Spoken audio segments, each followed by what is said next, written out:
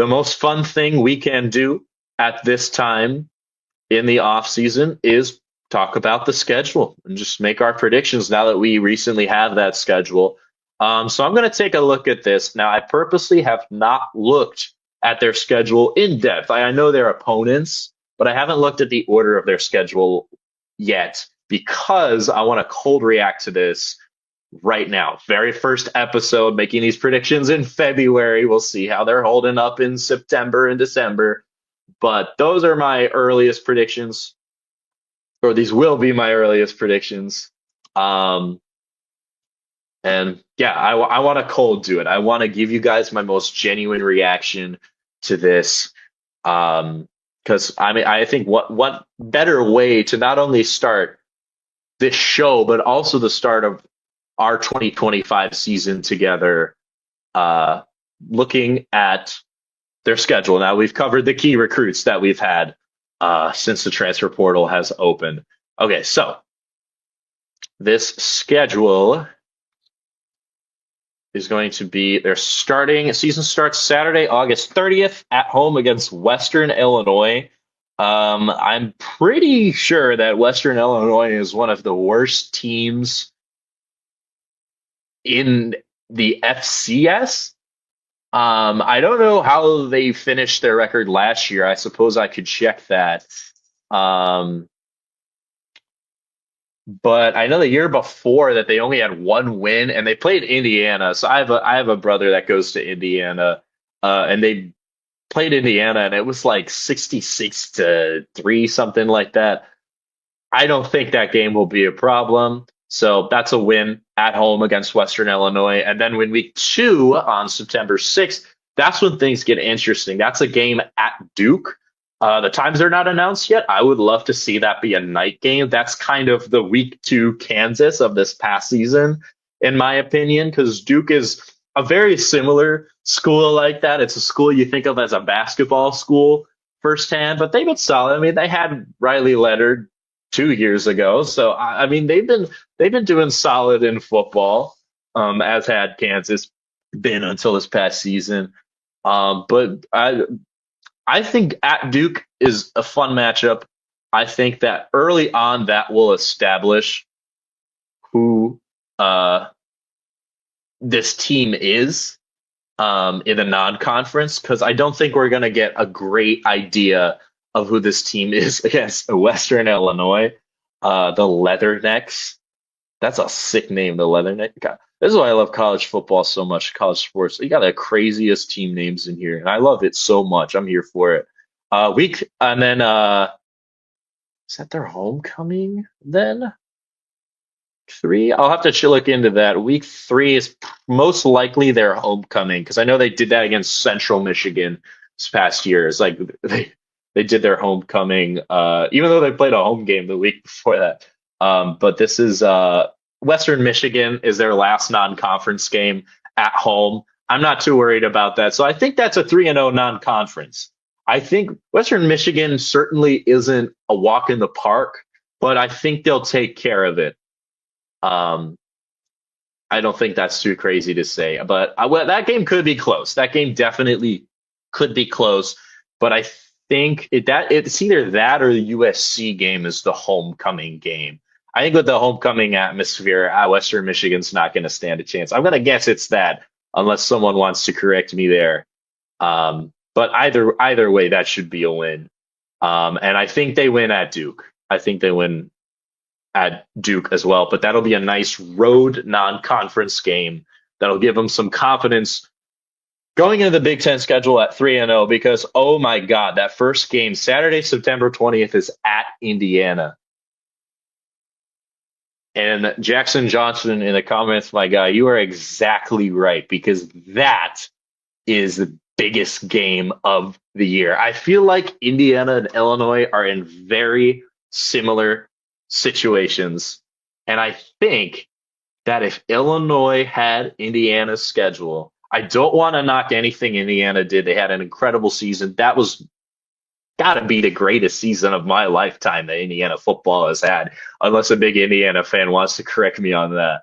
But in that Indiana game at Indiana, facing a playoff team. Indiana's back, Illinois is back. They're both not really known as football schools. They've always had this basketball rivalry. That is a huge game, and that is when we will know for sure by week 4 who this team is, because Indiana game is massive. Indiana has, I mean, they lost their quarterback, they lost people, but they're doing fine in the transfer portal. Indiana is going to be at similar strength as they were last year, as I think Illinois will be, as I've already gotten into. So that is the key game. Do not miss that one. That better be a night game. Again, we don't have any of the times, but if that is not a Saturday night game, that should be the college game day game for all I care. That is huge. I don't know how else to stress that enough, but I cannot stress that enough. That Indiana game is key, and this is a schedule prediction. So I guess I better get to it. I'm running out of time here. I'm just rambling. But Indiana is, I think that's a win. I think at Indiana is a win. This Illinois team is battle tested, and that is when they will prove themselves. But I'm going to make that at Indiana prediction, get them to 4-0, only to say that on the 27th, the following Saturday, and keep in mind they don't have a bye week till after, what week is that? 1, 2, 3, 7. So the first 7 weeks, they don't have a bye week. That's kind of unusual for the modern day college football scheduling. Again, unless I'm wrong on that, but at least in my understanding, a lot of teams take a bye week during their non-conference schedule. But they were getting right into Indiana just a week later after Western Michigan. With the stakes on the Indiana game, I think the USC game the following week at home. Thank you, Jackson Johnson. Absolutely college game day or big noon kickoff. They need to be there. I don't think they understand how big that is for Illinois, Indiana fans either, because these teams are not usually that good at football, but we're just at a really good point right now in both programs where that game is going to be really exciting. At Indiana is tough. Right, if it was at home, it'd be a different story. But honestly, I still think Illinois pulls off that game. That will be their defining win of this season. But the USC game worries me. I just think it's a trap game. It just gives me the same vibes as the Minnesota game gave me this past year. Like I just had a bad feeling about that. I didn't really have a reason to have a bad feeling about that. But that's just, and knowing, I hate to say this because I love this team, but because I love this team, I know this team. Knowing Illinois, I don't, I feel like that's a stereotypical Illinois loss. Anyone who's a big Illini fan, I would love to see your opinions on that, but I feel like that's a characteristic trap game loss. And yes, Jackson, I would love to see that game on CBS because that should be a good game as well. USC is not a bad team whatsoever. They beat Texas A&M in the Las Vegas Bowl. They lost to Penn State by 3. People don't talk about that enough.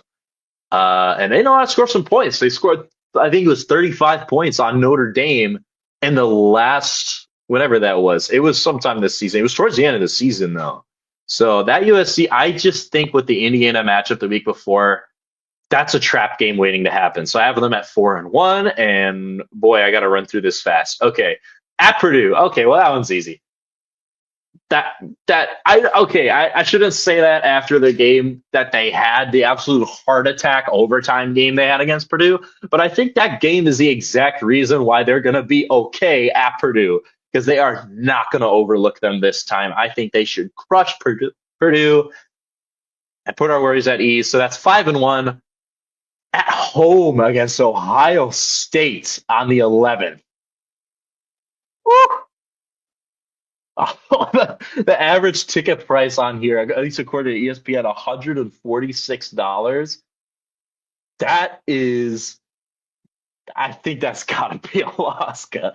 I love that we're hosting the national champion, though. I mean, that is huge. That game better be a sellout. Y'all better come through for that one. But the Ohio State, that should be a loss. I don't think I should have to explain myself that much. And I can't explain myself that much because I'm almost over time already. So that, I think that's also a loss. And then let's see, then they get a bye week and they're at Washington. A bye. It's tough to go out West Coast, but at Washington, I mean, yeah, the travel's tough, but they have a bye week though. Finally, after 7 weeks leading into that, so I don't think that should be a problem. Rutgers, Maryland, Rutgers should be a win. Maryland, I could see as a potential trap game as well, like USC, but they have another bye week after that. So they only play 2 games and then they get their second bye week. Their bye weeks are really oddly stacked together, kind of towards the end of the season. So I think just because they have rest, they'll win. At Wisconsin, they basically stole a lot of their upper defense. So I think that's a win at Wisconsin. And then Northwestern has given me no reason to think that they're going to beat Illinois after how they played them at Wrigley Field this past season. So I think that's a win. I see 2 losses in this Illinois schedule, which is a 1 game improvement because they were 9-3, and then you had the bowl game. Um, the Wisconsin game should be a good game. You're right, Jackson. But I don't know. I think at that point they're going to hit a nice win streak to end the year, and then possibly then 10-2 gets you a college football playoff. I mean, Indiana did it because the only problem is I don't know if I see enough ranked wins on there to go 10-2. Indiana will be a ranked win. They'll be ranked by week 4. And Ohio State's obviously ranked. I don't know if they win that game though. It's not the toughest schedule, so I think they kind of have like an Indiana schedule vibes. But yeah, USC worries me, but that's absolutely a winnable game.